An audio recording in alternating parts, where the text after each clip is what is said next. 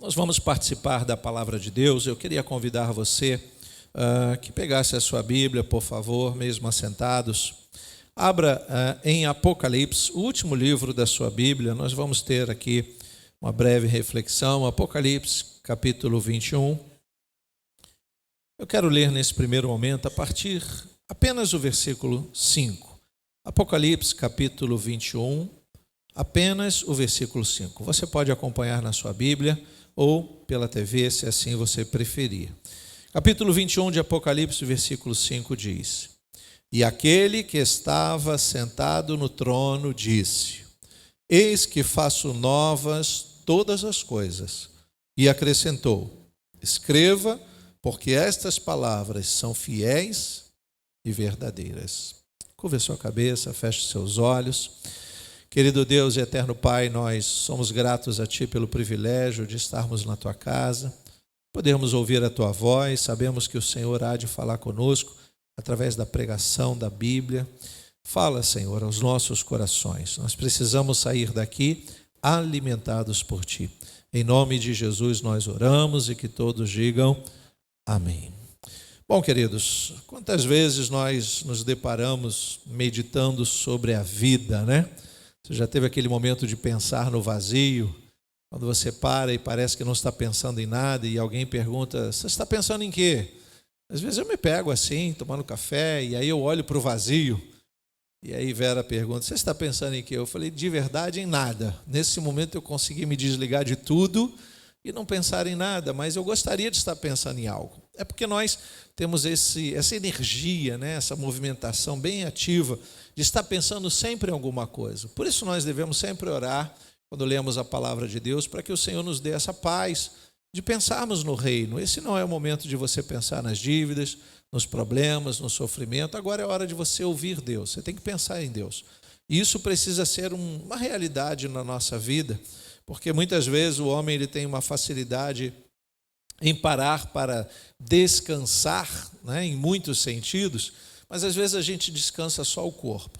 Eu ouço muita gente falando: pastor, quando o senhor tira férias? Bom, férias literalmente eu não consigo tirar, não é? Eu nunca tirei férias.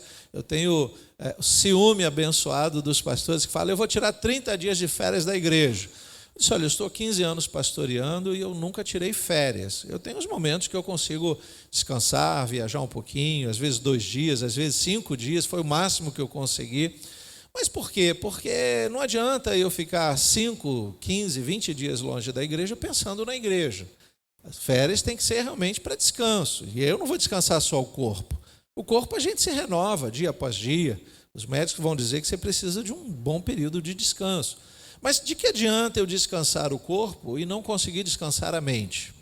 De que adianta eu estar num hotel 5 estrelas, tomando suco de laranja à beira da piscina, mas preocupado com dívidas, com doença, com família?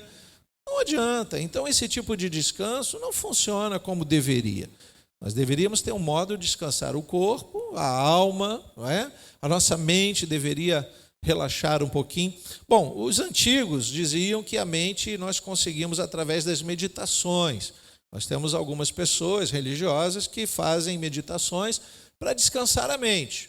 Eu já provei aqui pelos fatos que a gente acompanha no mundo que não é tão simples assim.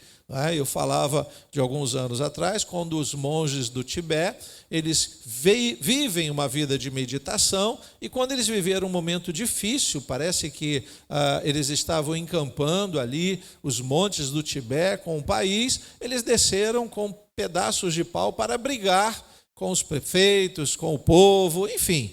Não adiantou muito aquela meditação, não é? A gente sabe que às vezes funciona só como um escape. A mente precisa realmente focar em algo, e aí Deus é aquele que pode nos dar a paz. Jesus nos dá uma paz que excede a todo entendimento, e se nós estivermos com o coração pautado em Jesus, nós vamos ter uma paz em que a mente também possa descansar. Do contrário, vai ser muito superficial. Tem gente que consegue tirar proveito disso e descansar a alma também, porque é um outro ambiente de tribulação que nós vivemos nos últimos dias. As pessoas colocam as sensações todas no coração, né? A gente diz que o coração é responsável pelas emoções, e é uma verdade. quando nós estamos com medo, o coração bate acelerado, quando estamos ansiosos para realizar alguma coisa, não só na mente, mas o coração reage. E aí quem estuda aí o ambiente da depressão sabe que nós colocamos na mente determinadas situações e isso mexe com todo o corpo. Quem sofre de depressão não dorme direito, tem palpitação, a pressão sobe, tem gente que sofre desmaios. Por quê? Porque o que está na mente está incomodando todo o corpo. E aí, sem dúvida, eu não falo só do corpo, eu falo da alma. Porque a alma é exatamente a vida que o ser humano tem para entregar a Deus. O corpo a gente sabe que vai definhando, a gente vai sofrendo com os males aí da idade e etc, etc. A questão é que muitas às vezes começam a divagar nos seus pensamentos. E aí o que eu chamo de divagar, não é devagar, é divagar. É começar a pensar num vazio existencial tão grande e não encontram, na verdade, uma saída e caem nas ciladas da vida. A minha mãe dizia que mente vazia é a oficina do diabo.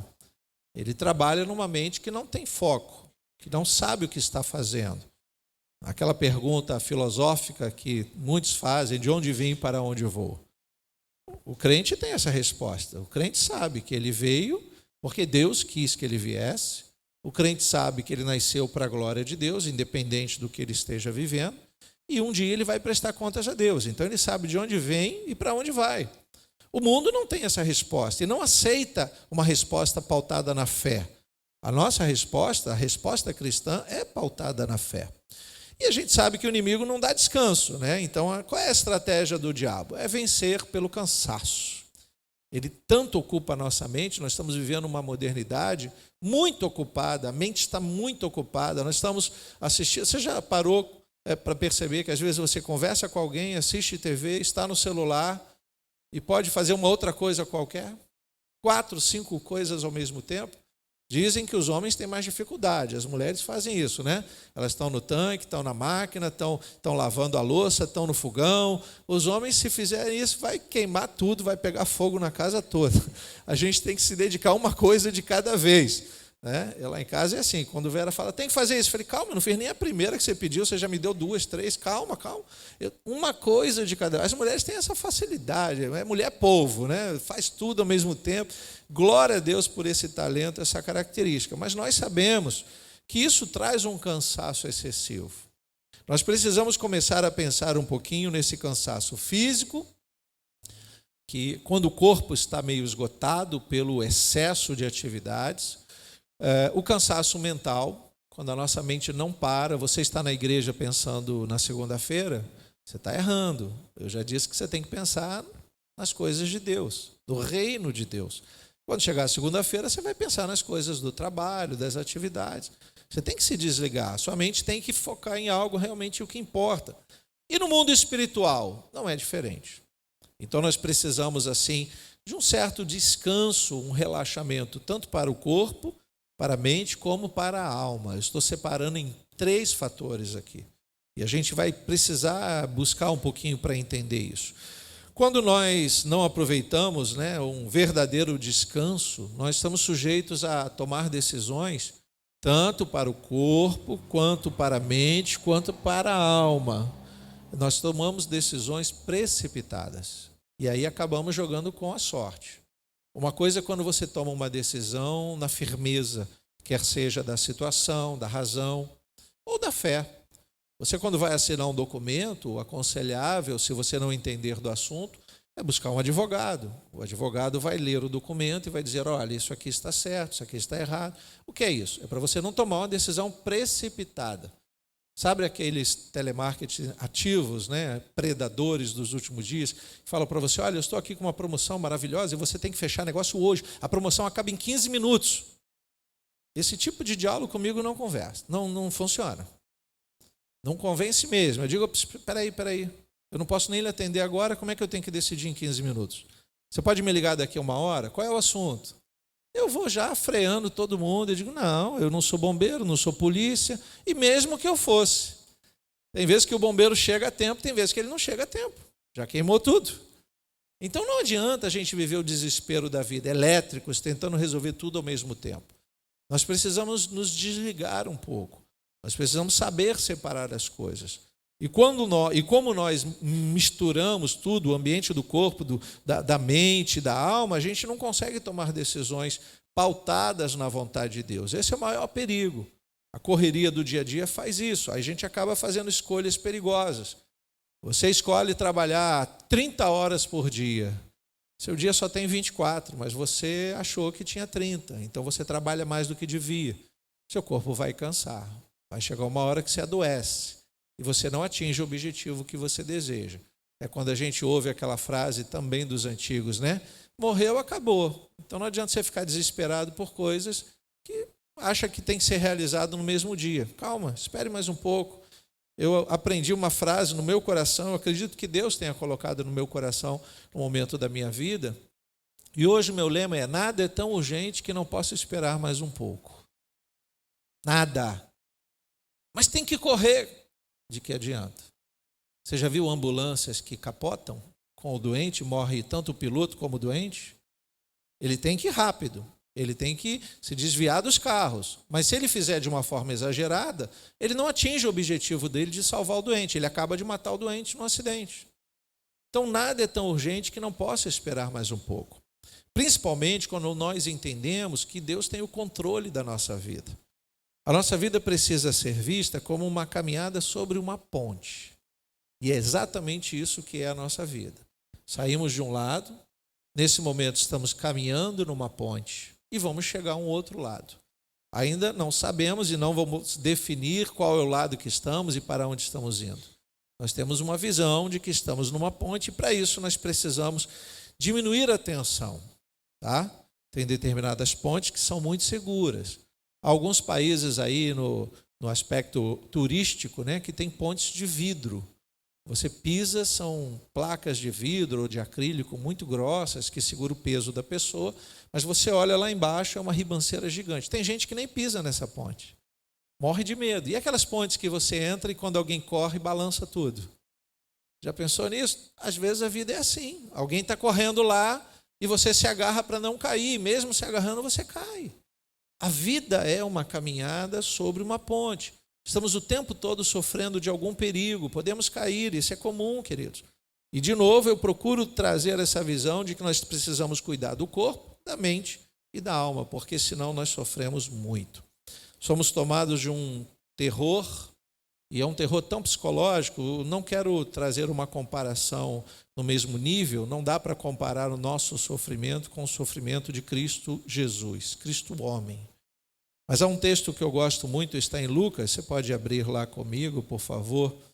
Evangelho de Lucas, capítulo 22.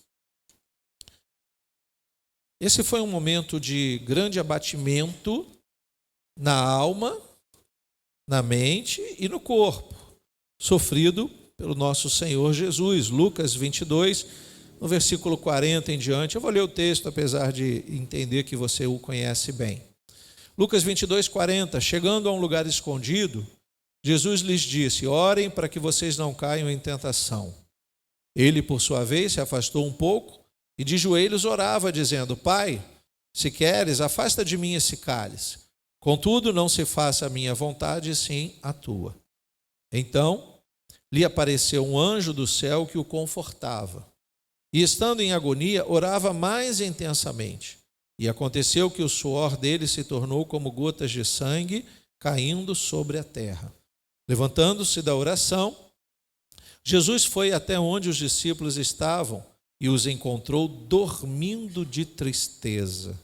E disse: por que vocês estão dormindo? Levantem-se e orem, para que não caiam em tentação. Que tentação seria esta, senão a tentação do desespero, a tentação da desistência? E aqui o evangelista Lucas chama de tristeza. Vocês lembram que eles acabaram de sair da última ceia e Jesus anunciou que em breve ele não estaria mais no meio deles. Jesus estava dizendo: vocês vão ter que dar o jeito de vocês, eu vou seguir, eu tenho uma missão. E ele não explica detalhadamente, ou pelo menos os evangelhos não explicam isso. E aí ele sai para orar naquele jardim, e naquele momento Jesus diz: vocês ficam aqui orando, e eu vou mais à frente um pouquinho, eu quero ter um reservado com o Pai. E ali ele abre o coração, né? Os evangelhos vão dizer que ele fala sobre o cálice, que é a missão que Deus dá a ele, que é muito pesada. Ele está se dirigindo para a morte, gente. É como Isaías declarou, ele é a ovelha indo para o matadouro, mas só com uma razão. A ovelha muda que vai para o matadouro, ela não tem a consciência de homem. Cristo tem a consciência de homem. Ele tem carne, ele vai sentir dor. Ele vai ser cuspido, escarnecido, furado, vai sangrar. Vão cravar pregos nas mãos e pés. Ele está vendo isso, e isso começa agora a tomar a sua mente, o seu corpo, a sua alma. Isso humanamente falando está acontecendo. De tal maneira, como humano era, que ele começa a suar e o seu suor se mistura às gotículas de sangue. Um suor avermelhado. Isso é um abatimento moral gigantesco, né? A hematidrose. É um fenômeno na vida de um ser humano que está vivendo um abatimento moral muito grande. Veja toda essa tensão. E o que Jesus faz para diminuir a tensão? Para ele não morrer do coração, para ele não ter um infarto lá no jardim. Ele é homem, ele podia ter um infarto. Ele não vai atrapalhar como Deus os planos de Deus, da existência humana, de salvação dessa existência. Então o que ele faz? Ele volta-se para Deus. O que ele está buscando? Calmaria no meio de uma ponte agitada. A vida dele está muito agitada. Ele está vivendo todo o impacto, ele está percebendo os pecados da humanidade, ele está percebendo a fúria do diabo, o quanto o diabo quer destruir toda a humanidade, o quanto o diabo consegue persuadir as pessoas nas mentiras, o quanto ele consegue envolver as pessoas nas histórias mais fajutas, não é? Na idolatria, no pecado, na luxúria, e ele está tentando resgatar isso, tentando no sentido ainda não concluiu a obra, e aí o que acontece? Ele vive esse abatimento. E esse abatimento toca no seu corpo, porque é um corpo limitado. Esse corpo vai experimentar a morte, então tem uma limitação nesse corpo. Então ele começa a suar sangue. Olha que pressão psicológica, de dor, que traz realmente algo no seu corpo. E aí ele vai ter que tomar uma decisão acertada do ponto de vista divino. A decisão acertada do ponto de vista humano seria: não vale a pena morrer para uma humanidade que não me dá valor. Essa seria a razão de um homem, mas ele não é só homem. Ele está num projeto de Deus, 100% homem, 100% Deus. E ele tem uma missão a cumprir. Então, para que ele cumpra essa missão e a sua humanidade não o atrapalhe, o que ele vai fazer? Ele vai buscar calmaria no meio das tempestades. Então, ele recorre a Deus em oração. Quando ele vai até os discípulos estão tristes pelo que ouviram, mas ao mesmo tempo não estão vivendo esse abatimento, essa pressão, porque não são eles que vão sofrer a razão da cruz. Eles vão sofrer depois e nem sabem disso. Eles vão pagar um preço por seguir a Cristo. Quem segue a Cristo entende o que eu vou dizer. Não quero assustar você, mas paga-se um preço por seguir a Cristo no mundo de hoje.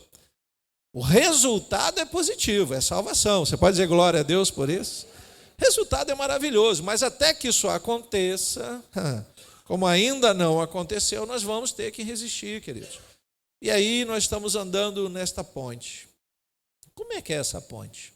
Bom, para alguns é uma ponte perigosíssima, frágil, o solo está cedendo, as madeiras estão quebrando, a corda está arrebentando, lá embaixo tem o rio bravio, está tudo acontecendo, pastor, o vento é terrível, mas escute, não tem como você pular e achar que vai ter um bom resultado.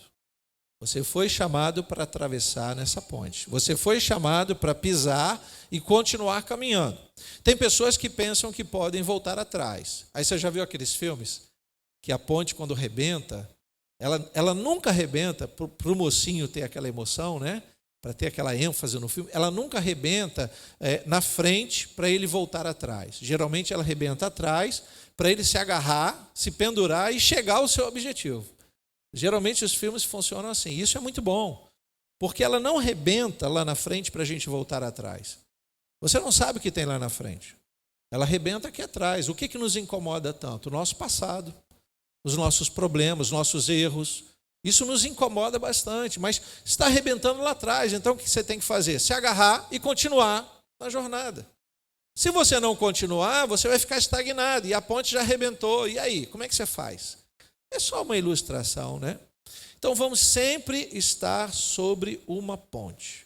E nem sempre vai ser uma ponte segura, com lindas flores, e você para. Certa vez eu reparava num homem, há muitos anos atrás, eu estava recém-convertido, e eu saí ali da Avenida Brasil, eu trabalhava numa empresa ali próxima a Irajá, e tinha um homem que normalmente ele ficava na ponte, nas passarelas que tem na Avenida Brasil, tinha uma passarela ali em Irajá, ele parava no meio da Avenida Brasil e ficava debruçado olhando os carros. E todas as vezes que a gente conversava sobre ele, a gente dizia, pô, será que esse homem está pensando em cometer suicídio? Meu Deus, ele fica ali um tempão. E aí, do nada, ele saía. Me parece que era alguém que queria meditar, pensar. Talvez ele estivesse pensando em fazer algo errado. Ou talvez não.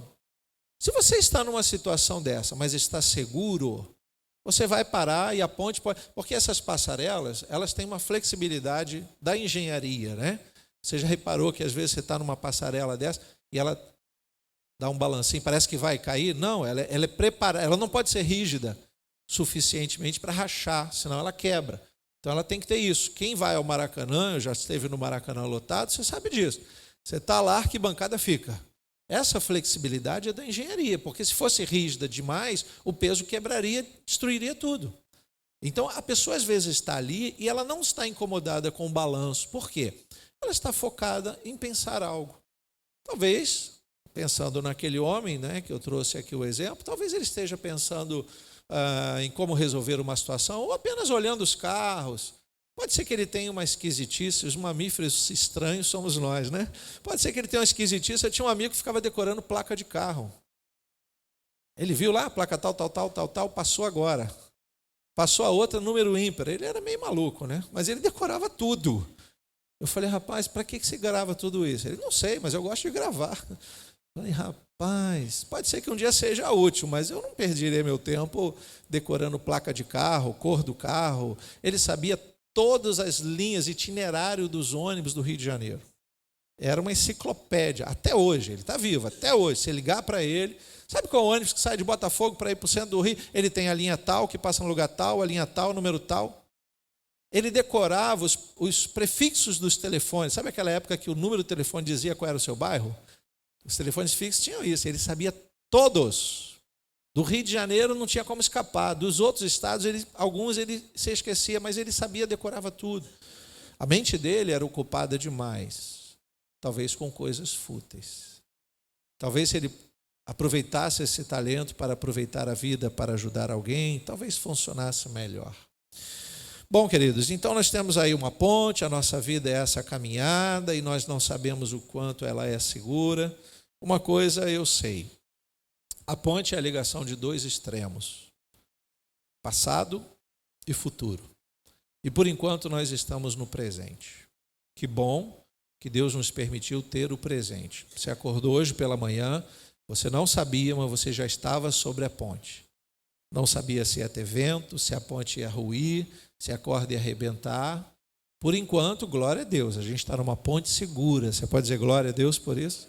Porque você veio até a casa de Deus. Então você caminhou, mesmo com os problemas, você chegou até aqui. E isso é importante demais você se lembrar. Porque quem está numa ponte, muitas vezes não tem a visão daquele que está vendo você do outro lado. Quem está do lado de cá, do lugar que você partiu, não sabe se você vai chegar ao outro lado. Ou não sabe como vai ser a sua jornada. Quem está do outro lado pode ter uma noção ou aguardar que você chegue. Mas a grande verdade é que a vida promove as suas surpresas. E aí a ideia de estarmos sobre uma ponte é só para a gente entender que as adversidades virão. E nós não podemos nos esconder disso. Jamais podemos. E vai depender muito do ponto de vista. Você já viu aquelas pessoas que estão na ponte balançando e alguém diz, vem, é seguro, eu já passei.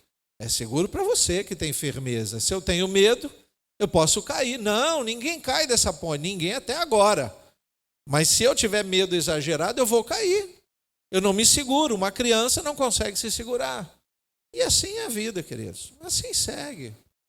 Nós precisamos entender um pouquinho sobre isso e vamos entrar aqui no aspecto bíblico para a gente aprender um pouquinho sobre o que é caminhar sobre a ponte. Muitos momentos difíceis nós vemos aqui homens e mulheres de Deus, as histórias bíblicas nos ajudam bastante e cada uma dessas histórias vai refletir uma caminhada diferenciada.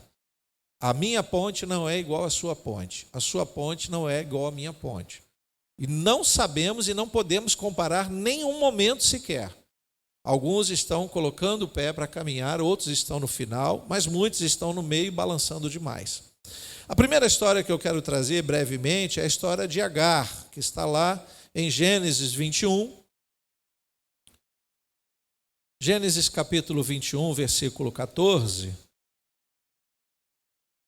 Agar é aquela mulher que se deita com Abraão a pedido da sua senhora, Sara, para que ele pudesse ter um filho, e assim acontecer o milagre de Deus, porque Sara não podia ter filhos. Então entende-se que essa senhora é, na verdade, a representação de Sara. Então, esta serva, ela vai ter um filho com Abraão, o filho vai ser considerado de Abraão e de Sara. Na ordem natural, não é de Abraão e de Sara, é uma mentira. Já parou para pensar, já que a gente está falando do dia da família, como as famílias têm sido travestidas de mentiras? O STF acabou de autorizar aí um descanso maternidade para o pai solo. O que é o pai solo? É aquele que não tem a mãe. Mas como ele pode ser pai se ele não tem mãe? Ele é um homossexual que gerou uma criança numa barriga de aluguel, que tem que ser da mulher, para ele ter um filho com outro homem. Então criou-se a ideia de uma família entre dois homens, e um desses homens é considerado pai. E aí esse pai vai ter o direito à licença maternidade, como se ele tivesse tido bebê. Olha que coisa confusa. O nosso TF está ficando maluco, gente. Me perdoe o discurso contra as autoridades, mas tem alguma coisa que fugiu da razão. Mas não é só por eles. É porque não dá para voltar atrás num conceito de família que foi se degradando a cada dia. É difícil ter uma gestão sobre isso agora. Mas isso é o que está acontecendo aqui com Agar, que caminhou no deserto entre desfrutar da herança que ela teria direito ao lado de Abraão ou encontrar a dificuldade no deserto. Capítulo 21, versículo 14 diz assim: Na manhã seguinte, Abraão levantou-se de madrugada, pegou um pão e um odre de água, pôs tudo sobre as costas de Agar, deu-lhe o menino e a despediu. Ela saiu andando sem rumo pelo deserto de Berseba. Quando acabou a água que havia no odre, Agar colocou o menino debaixo de um dos arbustos. E afastando-se, foi sentar em frente, à distância de um tiro de arco, porque dizia: assim não verei o menino morrer. E sentando-se em frente dele, levantou-se a voz e chorou. Deus, porém, ouviu a voz do menino, e do céu o anjo de Deus chamou Agar e lhe disse: o que é que você tem, Agar? Não tenha medo, porque Deus ouviu a voz do menino, aí onde ele está. Veja que aqui parece que ela ora, mas a resposta do anjo é que Deus está ouvindo o sofrimento da criança, que não tem nada a ver com o problema que ela se permitiu gerar. Alguns vão dizer, pelo contexto histórico, que Agar podia renunciar ao projeto da sua senhora Sara, mas ela não renunciou. Provavelmente pensava na bênção que seria ter um filho com aquele homem rico, o chefe da tribo. Abraão, chefe da tribo. Só que o projeto não deu certo. Logo, Sara ficou com ciúme dela, com razão. Ela está esbanjando a alegria porque ela tem um filho. Eu estou triste porque eu não tenho filho. E o marido é o mesmo. Vou botar essa mulher para fora. Ela briga com o marido coloca a mulher para fora. E aí, no final, sobrou para uma criança inocente. Olha o problema que a humanidade arruma. Não foi ordem de Deus que ele tivesse Ismael. E até hoje pagam por isso. As tribos de Ismael brigando com as tribos de Israel. Até hoje, irmãos, está na história.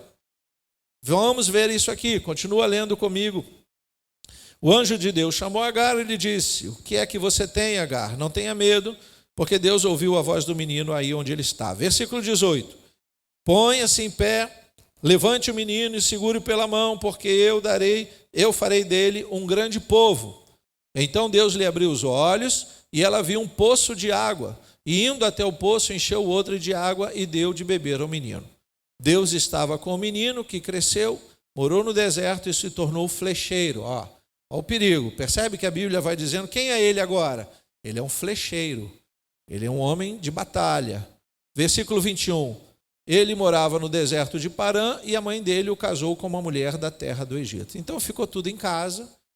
Nações egípcias aqui vão lá na frente da história brigar com as nações dos hebreus, e aí chamamos de Israel. Mas o que é Agar? Quem é Agar? Uma mulher que está caminhando num deserto, que por mais que ela tenha semeado, ela não imaginava que fosse dar numa ponte tão complicada. Eu pensei que seria uma bênção ter um filho de Abraão. Abraão era rico, eu ficaria numa condição favorável. Você já parou para pensar em pessoas que pensam assim sobre os casamentos? Homens ricos vão me dar todo o conforto, mas se não for o projeto de Deus, vai ser infelicidade total. De um lado, o conforto de Abraão, do outro, o deserto. Então, onde está Agar? Caminhando na ponte. Sem que ela perceba, uma tensão, de tal modo que ela deixa a criança debaixo de um arbusto e vai para um outro lado, porque ela não quer ver o menino morrer com falta de água. O deserto pode faltar comida até um certo tempo, mas falta água, você morre rapidamente. A água acabou e ela não consegue, nesse primeiro momento, humanamente falando, ela não consegue ver o poço. Nós podemos acreditar que Deus criou o poço, porque Deus realiza coisas impossíveis. Posso ouvir um amém? Pode ser que seja realmente um deserto e não tinha poço nenhum, que Deus criou o poço para abençoar aquela família. Porém, humanamente falando, vamos imaginar que tinha um poço e ela não conseguiu ver. Por que eu digo isso? Porque quando nós estamos na ponte e a ponte balança, você não consegue focar o objetivo, se sentir seguro suficientemente para passar. E aí a primeira coisa que a gente faz é se agarrar. Quando a gente se agarra nas cordas da ponte, a gente se sente seguro, mas a gente não avança mais. Olha o perigo. A gente se agarra na ponte. Ah, pastor, mas é para não cair, sim. Mas o seu objetivo ao pisar nesta ponte não é chegar do outro lado, então você agora precisa continuar. Tão logo você se sinta seguro, continua caminhando. Ou então você vai ficar esperando que alguém te resgate. Tem pessoas que param a caminhada com Cristo esperando que alguém venha para resgatar.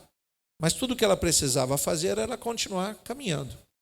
Ela vive então, Agar, uma tensão, clama a Deus, né? E quem dá o resultado da resposta é a criança que está chorando. Como se o escritor dissesse, essa criança não deveria passar pelo que ela está passando, e Deus está vendo. O coração desta mãe é um coração bom, ela não consegue ver o filho sofrendo, ela não joga a criança na lata do lixo, ela não quer matar a criança, ela quer que a criança sobreviva, até para deixar o legado da família dela, mas a situação dela não é muito favorável. Então, Agar está numa ponte, e aí eu consigo entender que o clamor de alguém que está vivendo o seu desespero, somado à confiança da justiça de Deus, é o resultado que Deus teve para Agar, vai ter para a nossa vida. Se você está caminhando nessa ponte, se você está clamando a Deus e se você confia em Deus, sabe o que vai sobrar para você? Justiça divina, louvado seja o Senhor. Então você precisa confiar. Quando o desespero chega, não há o que fazer senão clamar com lágrimas. Seja sincero com Deus. Esse negócio de dizer, não, está tudo sob controle. Isso você pode dizer para quem quer que seja. É como aquela mulher que perde o filho, passa pelos outros, vai tudo bem? Ela diz, vai tudo bem. Porque os outros não vão poder ajudar. Não adianta você ficar na rede social desesperado, dizendo que está sem emprego, que está doente, que está... Você pode contar com a oração de uma ou outra pessoa, mas o mundo não vai te ajudar não, gente.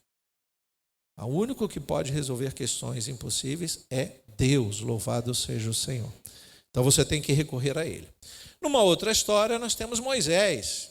Olha aí, capítulo 14 de Êxodo. Não requer muita explicação, você conhece bem esse texto. É apenas para a gente ilustrar o quanto Moisés também caminhava sobre uma ponte. Êxodo 14, versículo 15. O Senhor disse a Moisés, por que você está clamando a mim? Diga aos filhos de Israel que marchem. E você, levante o seu bordão, estenda a mão sobre o mar. As águas se dividirão para que os filhos de Israel passem pelo meio do mar em seco. Deus estava para fazer algo milagroso, mas quis que a ação do homem, gerado a fé e confiança, realizasse esse feito. Versículo 21, só para a gente adiantar aqui, diz, então Moisés estendeu a mão sobre o mar e o Senhor, por um forte vento, e aí a resposta humana é, Deus fez o vento abrir o mar. Mas quem abriu o mar foi Deus que deu ordem para o vento e deu ordem para Moisés, louvado seja o Senhor. Então Deus está na gestão de tudo o que há nessa terra, todas as coisas. Algumas ele entrega para o homem ser alavanca. Quando o homem não faz, Deus arruma outro para fazer. É assim que funciona. Mas o projeto de Deus não afunda, ok? Então, versículo 22. E os filhos de Israel entraram pelo meio do mar em seco, e as águas foram qual muralha à direita e à esquerda deles. Veja que momento maravilhoso. Quem estava saindo do Egito estava saindo, pisando numa ponte, deixando para trás a escravidão. Para alguns, no meio do caminho, bateu o vento, porque a ponte balançou e eles tiveram medo de morrer no deserto. Alguns queriam voltar para trás, reclamaram com Moisés, disseram: Moisés, a gente podia ter morrido no Egito e tal coisa, e etc. Mas o que Moisés estava vislumbrando que ainda não podiam ver com os olhos carnais? O outro lado, a terra prometida. Então Moisés entra nessa ponte, se agarra em Deus, ouve Deus, conversa com Deus. Por mais que ele tenha uma fé que em algum momento fraqueja, ele lembra que quem fortalece ele é Deus. Então ele precisa falar com Deus constantemente. O povo não, o povo está sendo dirigido por um líder. Ai desse líder se ele vacilar, o povo todo ia morrer no deserto. Graças a Deus, que quando eu digo que o projeto de Deus não falha, é que Deus fortalece Moisés. Deus está sempre falando com Moisés. O que é isso? Fé mais ação. A fé mais ação gera milagres. Louvado seja o nome do Senhor. Então, na hora em que as possibilidades se vão, não tem mais possibilidade, você está numa berlinda, não tem onde decidir, bom, então agora é hora de você se converter. Porque aquele que não confia em Deus ainda não é convertido. A gente tem a falsa sensação de que ser convertido é estar numa igreja. Mas se você está na igreja e não tem fé suficiente para resistir o dia mau ou se manter na ponte mesmo balançando, então você ainda não se converteu. Conversão é confiar plenamente no Senhor. Ele estende a mão, Ele te ajuda, Ele leva você para o outro lado em segurança. Louvado seja Deus. É na hora que a gente para, a ponte balança, você respira. Eu decidi chegar do outro lado, agora eu vou. E quem está do outro lado aguardando você? Deus. É Ele que está nos aguardando. Lembra a ideia do juízo? Quem está do outro lado da ponte é Deus. Então, um outro caso apenas para a gente encerrar os exemplos é Davi, que caminhou também, está lá em 1 Samuel, no capítulo 22. É muito simples essa história, mas de uma profundidade gigantesca. 1 Samuel 22, versículos 1 e 2, só para você lembrar do episódio. Davi saiu daquele lugar e se refugiou na caverna de Adulão. Quando seus irmãos e toda a casa de seu pai souberam disso, foram ficar com ele. Ajuntaram-se a ele todos os homens que estavam em dificuldades, os que tinham dívidas e todos os amargurados de espírito. E Davi se tornou o chefe deles.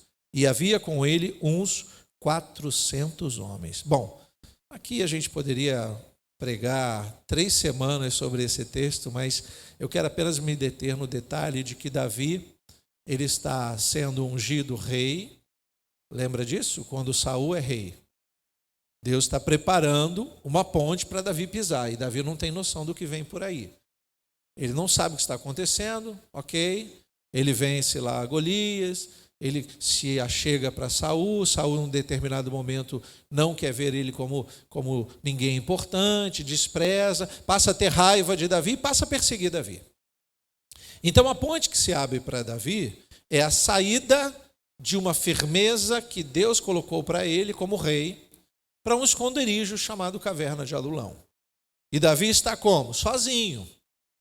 Toda ponte é para ser caminhada sozinhos. Não adianta você achar que tem 10 do teu lado. A tua ponte só cabe você. Se você ficar esperando e chamar 3 ou 4 para te ajudar, a ponte arrebenta e os 4 se arrebentam. A ajuda que você está imaginando não funciona assim. Pare de ficar contando com as pessoas que não podem fazer nada por você. Para de mimimi espiritual, para de nhenhenhé. Qualquer outra expressão que você queira que eu traga, eu trago. Não vou exagerar e dizer para de frescura. Já disse, né? Porque o que nós precisamos é enfrentar as dificuldades da nossa vida com firmeza de fé em Cristo Jesus, louvado seja o Senhor. Ele nos fortalece, Ele nos segura pela mão, Ele diz, esforça-te que eu te ajudo. É Ele que faz essas coisas. Então nós precisamos contar com a ajuda dEle. Não adianta recorrer a Ele. Em muitas situações, as pessoas esperam o desespero da vida para dizer, agora Jesus vai me ajudar. Você nunca procurou Jesus e agora acha que Ele está à sua disposição? Espera aí, Deus é bom para com Israel, para os limpos de coração. Salmo 73 que nós lemos aqui. Percebe isso? Então Davi estava onde? Numa ponte, entrando sozinho numa caverna. Sim, há momentos que nós nos refugiamos. Você quer um lugar de refúgio bom para a tua vida quando você está desesperado? É a igreja, é a casa de Deus, é a nova arca que o Senhor construiu para nos escondermos do mal. Louvado seja Deus. E como pode alguém pensar em se esconder em Deus, no esconderijo do Altíssimo, fora da igreja? Não pode, irmãos. Ficamos à mercê dos acontecimentos. Quem ficou fora da arca morreu afogado. Precisamos entrar na presença de Deus. Precisamos nos esconder no esconderijo do Altíssimo. Daí a importância da igreja estar preparada para receber aqueles que virão. Lembra o que eu falava no momento do ofertório? Vamos preparar a igreja para Deus enviar pessoas que estão arrebentadas e precisam de ajuda. Se Noé tivesse dito, não vou passar betume hoje não, amanhã eu passo. Não vou fazer a janela hoje não, a porta depois eu faço. Essa procrastinação que o ser humano tem, isso é maligno, irmãos. É hoje, é agora, você não sabe o dia de amanhã, então faça o que tem que ser feito hoje. É agora que você tem que se animar em Deus para fazer as coisas importantes da tua vida. Vamos dando ênfase a tantas outras coisas e esquecemos do mais importante. Então Davi estava numa ponte. E o que Deus fez? Depois que ele entra na caverna, alguém sabe que Davi está lá, e todos os outros que tinham as suas pontes balançando também foram até Davi, porque sentiram confiança em Davi. Ora, veja que o quanto nós somos observados. As pessoas estão olhando para nós, igreja de Jesus Cristo, esperando em nós qual a decisão que vamos tomar. Se a igreja se desespera, o mundo está desesperado. Mas se a igreja se firma num propósito e não balança na sua fé, o mundo ainda encontra a razão da esperança em Cristo, em nós, louvado seja Deus. Então precisamos estar firmes. A ponte pode balançar, mas eu não vou balançar. A ponte balança, mas não é por minha caminhada insegura, não. A ponte é a vida que vai fazer com que tudo se balance ao nosso redor. Mas eu estou firme em Cristo e nada vai me abalar, louvado seja Deus. Então precisamos de uma firmeza nessa caminhada, irmãos. Aí entra Davi na caverna e a caverna vai nos fazer pensar em silêncio. E dentro da caverna, além do silêncio, é o tempo de espera. E aí eu concluo que silêncio mais paciência, o resultado é vitória. Louvado seja Deus. Tem horas que nós temos que, a ponte balançou. Não adianta gritar desesperado, socorro! Tem ninguém ouvindo, ainda passa um passarinho voando, como quem diz, eu sei voar e você não. O diabo manda até o passarinho para tirar onda com a nossa cara. Irmão, Deus fez o homem desse jeito. Não fique com raiva do passarinho. Tem gente que se desespera porque o passarinho passa e quer bater no passarinho dizendo, sai para lá, está tirando onda.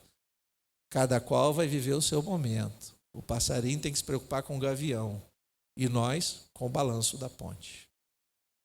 A nossa preocupação é qual é a segurança que teremos quando atravessarmos a ponte. O esconderijo, então, é a melhor forma da gente se calar e esperar a providência do Senhor. A igreja é o esconderijo do Altíssimo.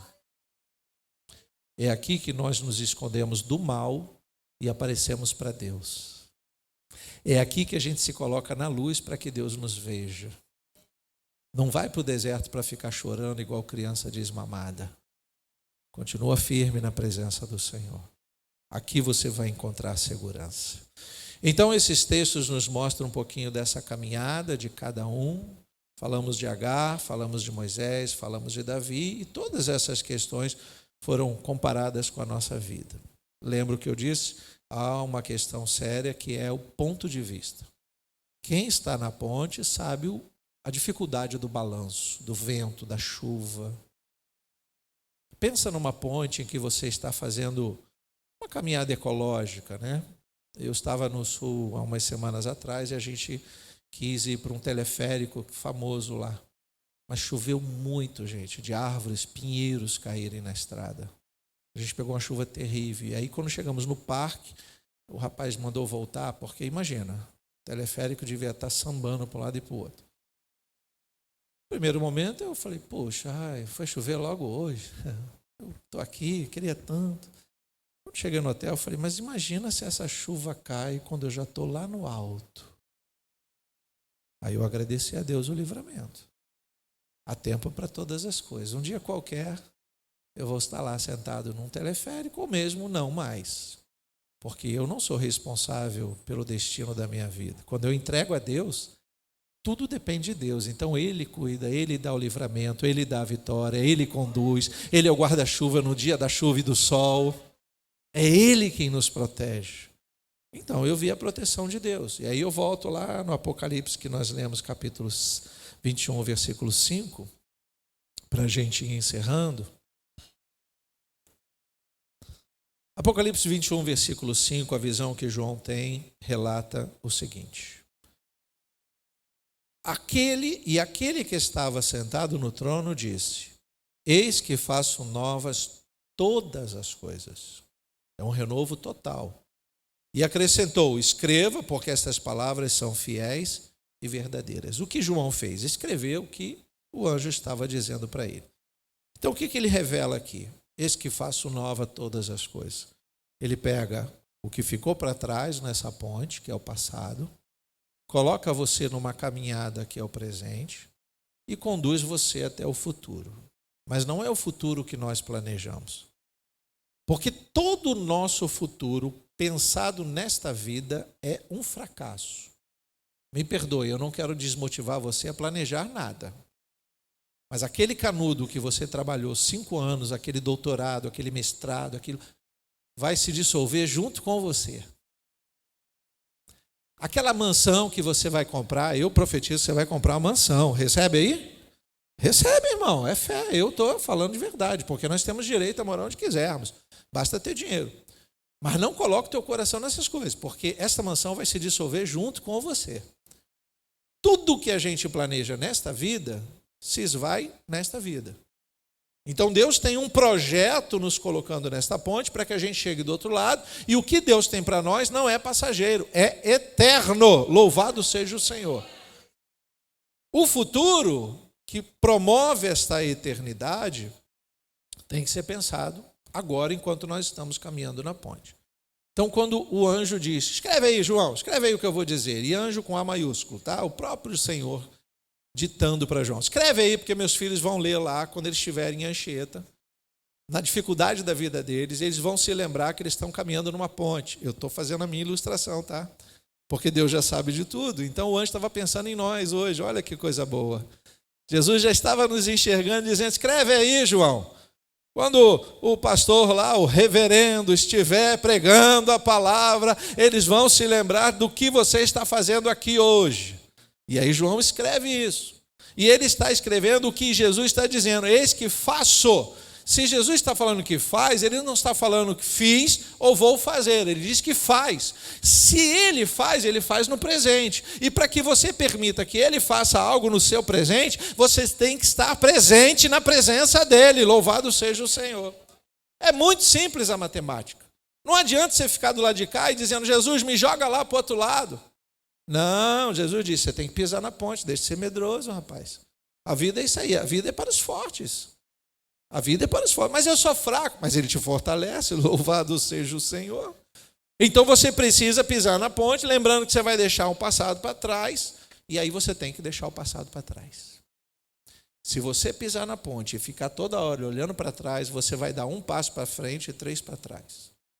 E a ponte fica mais dificultosa, e a chuva vai chegar, e o vento vai bater, e a corda vai querer ruir, e vai começar a fazer barulho, e vai ter gente gritando, você é louco, você vai morrer, essa sua vida não vai dar em nada. Aí você, se parar para ouvir, você se desespera. Por isso muitos pulam da ponte. Por isso muitos estão se desesperando, porque estão parando para ouvir pessoas que não podem lhe ajudar. Se elas pararem para ouvir o que realmente pode mudar a vida delas, esse que dita para João, eis que faço novas todas as coisas, e se ele crê, ele vai fazer tudo novo, louvado seja Deus. Tudo o que precisamos então é olhar para ele, porque às vezes a gente pensa que as pontes balançam porque nós escolhemos mal. Não, querido, você pode ter feito escolhas erradas. Você pode, mas você jogava com a sorte. Agora você não tem que jogar com a sorte. Agora você tem que contar com Cristo. Quando você jogava com a sorte, aí você não tinha noção do que estava fazendo. Ah, não, eu vou por essa ponte de concreto porque essa é mais firme do que daquela de madeira e cordas. Tá, mas a ponte de concreto está rachando e você não está vendo a rachadura. Então, se você confia em Deus, ele vai dizer, não, pode pisar na ponte de madeira e cordas, porque quem segura sou eu. Se a corda arrebentar, quem vai estar lá sou eu para segurar. E a gente tem que confiar em Cristo, porque a gente não sabe o que vai ser no dia de amanhã. Não sabemos, irmãos, mas não sabemos mesmo. Então ele diz que faz novas todas as coisas. E aí no modo que eu tenho de enxergar a ação de Deus, são os grandes milagres, os grandes acontecimentos. Quando você nasce, você não te explicam, você não recebe um manual, você espera que seus pais te ensinem alguma coisa.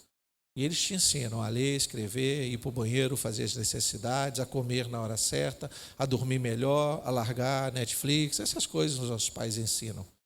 E se a gente não consegue, às vezes, aprender com eles, a gente vai ter dificuldade de aprender com Deus. Se a gente tiver dificuldade de aprender com aqueles que têm a nos ensinar, nós vamos ter dificuldade de aprender com Deus. Aí é uma questão de autoridade. Se você não parar para ouvir as autoridades, por mais que elas estejam erradas, a autoridade só deve ser temida se você tiver o que temer. Se você não tiver o que temer, você tem que amar as autoridades. Tem que amar. Então, verdadeiramente, o que Jesus vai fazer? Coisas novas. O passado ficou para trás. Você vai entender que neste aspecto Deus tem poder para transformar uma ponte destruída numa ponte firme. E exatamente por isso eu amo quando Jesus diz lá em João 14,6. Eu sou a ponte. Na minha tradução, nova versão de hoje. Porque ele diz, eu sou o caminho, a verdade e a vida. Louvado seja o Senhor. Ele é a ponte. Não tem como chegarmos a Deus sem Ele. Eu mesmo, segundo Isaías 43:25, sou o que apago as tuas transgressões por amor de mim, e dos pecados que você cometeu, não me lembro. Não me lembro mais. Deus diz, se você quiser lembrar, você se lembra. Mas eu não lembro mais. É o modo que Deus tem de fazer tudo novo na nossa vida. Esqueça os seus erros, irmão. A ponte é para ser atravessada e não para ser curtida. Para de curtir a vida como se isso fosse a vida. Isso não é a vida. Isso é apenas um momento que nós podemos ter momentos bons ou maus. Mas a vida não é isso aqui. Isso aqui é só um pedacinho de uma história que nós estamos contando com a nossa chegada e a nossa partida. E cuja história um dia vai ser apagada também. Porque todas as coisas ruins que você fez vão ser apagadas nas futuras gerações. E as coisas boas e maravilhosas também vão ser apagadas. Porque o nosso nome não está escrito na eternidade. Agora, se você quiser algo eterno, você tem que escrever o seu nome no livro da vida. Aí sim, Jesus é a única ponte. Jesus é a ponte certa que nós devemos entrar e esperar que Ele faça tudo novo. Mas para isso nós temos que confiar nele. Posso ouvir um amém? Vamos nos colocar de pé então. Se estamos no meio da ponte, é porque já partimos de um ponto chamado passado. Nesse caso, voltar atrás não é viável e nem possível. Agora é partir para frente, para o alvo, e não dá para ficar parado na ponte, porque ventos maiores poderão vir. E se a ponte for frágil demais e o rio ficar agitado? Fique seguro, Jesus está contigo nessa caminhada. Feche seus olhos, curva sua cabeça, vamos orar. Querido Deus e eterno Pai, nós nos alegramos por ouvirmos a Tua voz nessa noite e te agradecemos pelo privilégio que é poder estar aqui, Pai. que possamos sempre nos esconder no Teu esconderijo, que possamos ouvir sempre a Tua voz e nos despreocuparmos das coisas que acontecem nesse mundo. Aviva o nosso coração, nos dá entendimento, nos dá paz, que esta palavra não seja roubada do nosso coração, mas que a nossa caminhada seja segura em Ti. Em Ti queremos nos sentir seguros sempre. Em nome de Jesus nós oramos, que todos digam amém.